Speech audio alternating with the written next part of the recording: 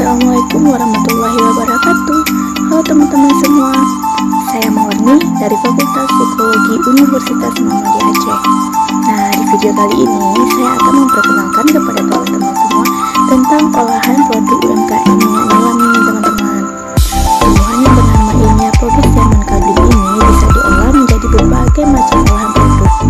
Nah, kebetulan saya lagi berada di Desa Rantosabun, Kecamatan Sampeni, Kabupaten Aceh Jaya nih teman-teman. Jadi UMKM nilam ini milik Desa Rantosabun dan bekerjasama dengan ARC atau Archery Research Center Universitas Syahkuala nih. Keren kan? Selain itu, tempat ini menjadi salah satu wisata lokal di Aceh Jaya loh teman-teman. Ini dia nih pemandangan di sekitarnya.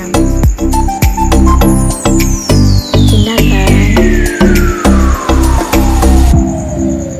Tumbuhannya hijau. Nah, ini adalah proses olahan produk UMKM tersebut. Minyak nilam yang telah diolah tadi kemudian dicampur dengan berbagai zat dan cairan-cairan lainnya.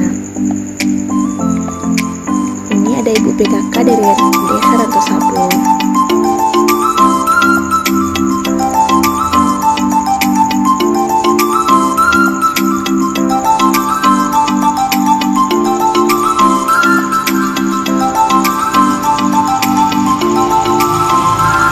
Ini dia nih produknya teman-teman.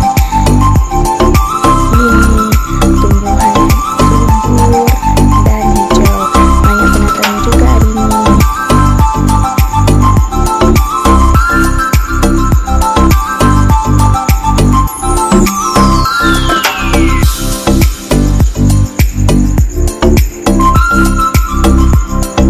Indah bukan?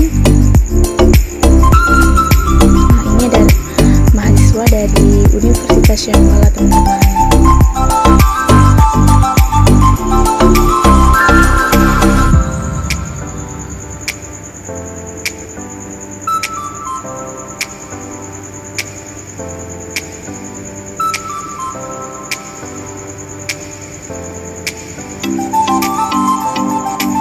Nah, ini dokumentasi dari proses pengolahan minyak nilam tadi. Ini ada pemuda-pemuda dan ibu-ibu PKK dari Desa Rantosabun. Nah, ini dia nih produk hasilnya.